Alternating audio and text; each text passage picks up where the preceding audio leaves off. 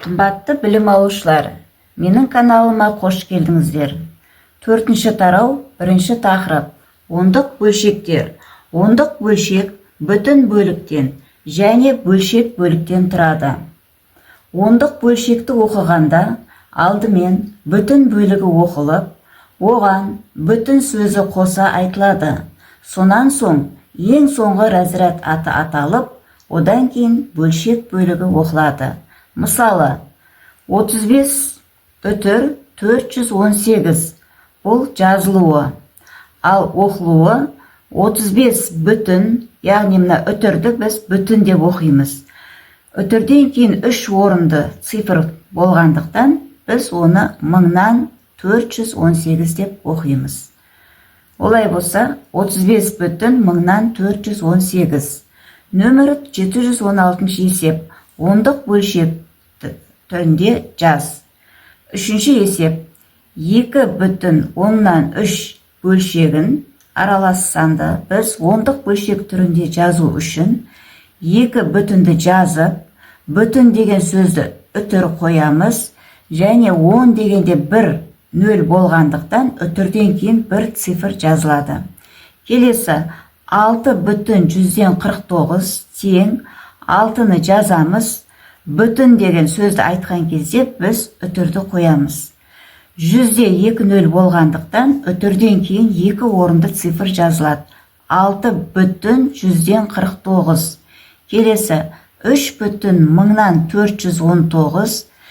Бұлны біз жай бөлшектен ондық бөлшек түрінде жазатын болсақ, 3 бүтін үтірмен жазылады. 1000 дегенде 3 0 болғандықтан үтірден кейін 3 орынды сан жазылады. 3 бүтін 1000-нан 419 деп оқылады. Келесі 717 есеп. Ондық бөлшек түрінде жаз. Енді бұл жерде сөзбен берілген, біз оны ондық бөлшек түрінде жазуымыз керек. 0 бүтін 10-нан 9. Жазуы 0 бүтін 10-нан 9. Екіншісі 0 бүтін 117. 0 бүтін дегенде үтір қоямыз. 100-ден дегенде үтірден кейін 2 орынды цифрды жазамыз. Себебі 100 дегенде 2 0 бар. Алтыншысы 9 бүтін 1000-нан 207. 9 бүтін дегенде үтірді қоямыз. 1000 дегенде 3 0 болғандықтан біз 3 орынды санды жазамыз. 207. Оқушылар, назар аударыңдар. Жай бөлшектің бөлімінде неше 0 болса, оның ондық бөлшек түріндегі жазылуында үтірден кейін сонша цифр болуы керек. Мысалы,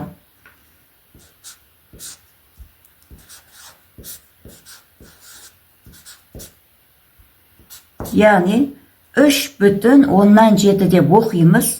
Енді жазатын болсақ, ондық бөлшек түрінде 3 бүтін дегенде үтір қоямыз. 10-да 0 біреу болғандықтан үтірден кейін 1 орынды санды жазамыз. Екіншісі 6 бүтін 115 тең 6-ның өзін жазамыз. Бүтін деген кезде үтірді қоямыз. 100 дегенде 2 0 болғандықтан үтірден кейін 2 цифрды жазамыз. Үшінші 100-ден 24. 100-ден 24 деген жай бөлшектің алдында ешқандай бүтін сан көрсетілмеген, сондықтан ол жоқ деген сөз. Яғни 0.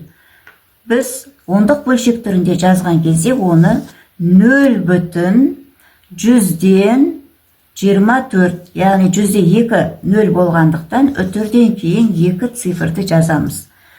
0 бүтін 100-ден 24. Оқушылар, нөмірі 724 есеп. Біріншісін шығарып көрейік. 100-ден 6.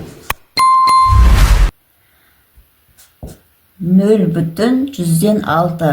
Бөлшектің бүтін бөлігінде 0 тұр.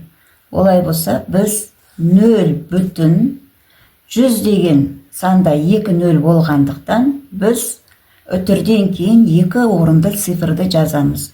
Олай болса, үтірден кейін бір нөлді жазып, 6-ны жазамыз. Оқылуы 0,100-6. Келесі 99 бөлеміз 1000. Бұл жерде де 0 үтірден кейін 3 орынды цифрды жазуымыз керек.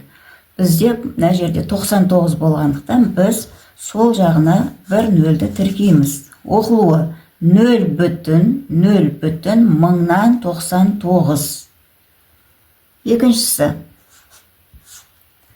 404 бөлінген 10. Бұл есептің жауабы біз 404-ті жазамыз да, мына тұрған 10-ның соңындағы 0 біреу болғандықтан солға қарай бір орынды жылжытып үтірді қояды екенбіз. Келесі 6000-6-ны бөлеміз 1000-ға. Алымдағы санды жазып аламыз. Бөлімінде 1000 3 нөлі болғандықтан оңнан солға қарай 3 орын жылжытамыз. 1, 2, 3. Үтірді осы жерге қоямыз. Оқимыз. 6,1000-6. Келесі, үшінші есеп. 3,100-7. Бұл жерде бүтін бөлігі көрсетілген. 3,100-100. 100 дегенде 2 0 болғандықтан біз 7-ні 2 орынды цифрға толықтырамыз. Олай болса 7-нің алдына 0-ді қоямыз. Оқимыз. 3,100-7. Келесі 42,1000-6. Бүтін бөлігі 42-ні жазамыз. 1000-нан деген кезде 3 орынды цифрға толықтыруымыз керек. Үтір 1, 2, 3. Олай болса 42,1000-6. Келесі есебіміз 725 есеп. Бұл есепте бізге үшіншісін шығарып көрейік. 5,1